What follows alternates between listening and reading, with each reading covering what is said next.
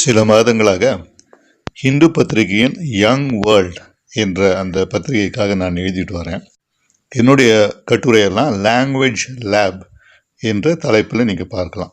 Young world எல்லா வெள்ளிக்கிழமையும் பிரசுரமாகுது. இந்த வாரத்தினுடைய இந்த அட்டை படம் இதுதான்.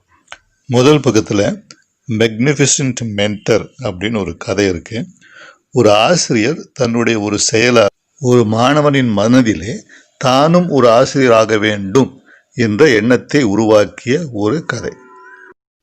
அடுத்த பக்கத்தில் முதல்ல இருக்கிறது என்னுடைய கட்டுரை தான், ரீட் பிட்வீன் த வேர்ட்ஸ்ன்னு. அது நம்ம திரும்ப அதுக்கு வருவோம். அதுதான் இன்றைய பாடம். அதுக்கு பக்கத்தில் இருக்கிறது ஹேர் ரேசிங் எக்ஸ்பீரியன்ஸ். இது why is my hair curly, என்னுடைய முடி ஏன் சுருட்டையாக இருக்கிறது என்ற ஒரு புத்தகத்தை பற்றிய ஒரு ஆய்வு, ஒரு ரெவ்யூ. அடுத்தது ஒரு கட்டுரை, ஒரு ஹியர் டு ஸ்டே என்ற தலைப்பில் இந்த கோவிட் காலங்களில் ஒரு சிறுவனின் கண்ணோட்டத்தில் எழுதப்பட்ட ஒரு கட்டுரை. இந்த பகுதியினுடைய பெயர் பேரண்ட் ட்ராப். சிறுவர்கள் எவ்வாறு பெரியவர்கள் கையில் மாட்டிக்கொண்டு தவித்து கொண்டிருக்கிறார்கள் என்று சற்று ஒரு வேடிக்கையான கோணத்திலும் கூட எழுதப்பட்டது.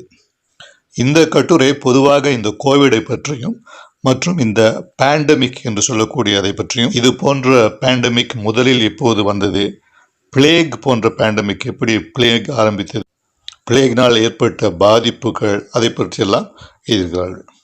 அடுத்து ஸ்பேஸ் கேஸ் என்ற ஒரு பகுதி. இந்த வாரம் இதில் celestial sightings.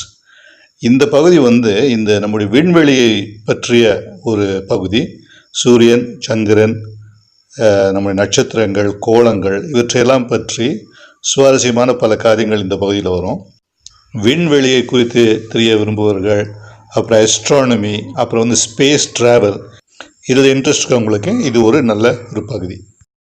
Shorty fines friends, பறவைகளை கதாபாத்திரங்களாக கொண்டு வடிவமைக்கப்பட்ட ஒரு கதை.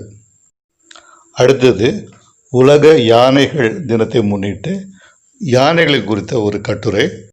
இந்த கட்டுரையில் யானைகளுடைய புத்தி கூர்மை, குடும்ப பாங்கான வாழ்க்கை, ஞாபக சக்தி, உணர்வுகள் போன்ற காரியங்களை பற்றி சொல்லியிருக்காங்க. அது மட்டும் இல்லாமல் யானைகளுக்கு உள்ள ஆபத்தை பற்றியும் சொல்லியிருக்காங்க. ஏன்னா தந்தத்தின் விலை மிகவும் உயர்ந்து போனதுனால ரொம்ப அதிகமாக வேட்டையாடப்படுகிற ஒரு மிருகமாக இருக்கிறது யானை. அவற்றிற்குள்ள ஆபத்தை பற்றியும் அவற்றை காப்பாற்ற வேண்டிய அந்த அவசியத்தை பற்றியும் இந்த கட்டுரையிலே கூறியிருக்கிறார்கள்.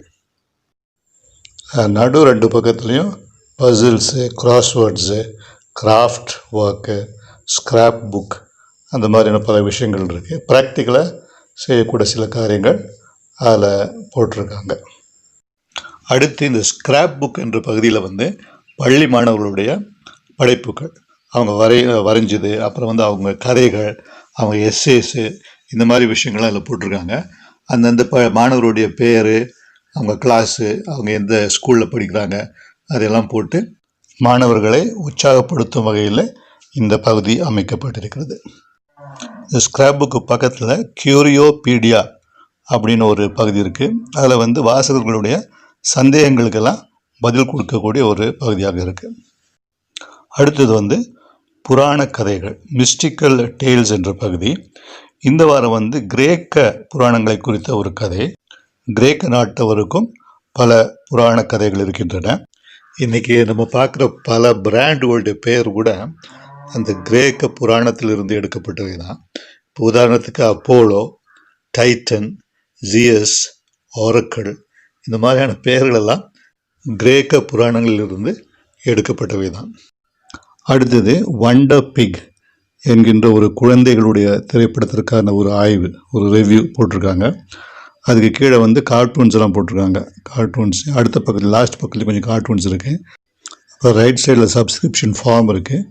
அதுக்கு கீழே இந்த குவிஸுக்கான விடைகள், கிராஸ்வேர்டு, பசில்ஸ் அவற்றுக்கான விடைகளெல்லாம் இருக்குது.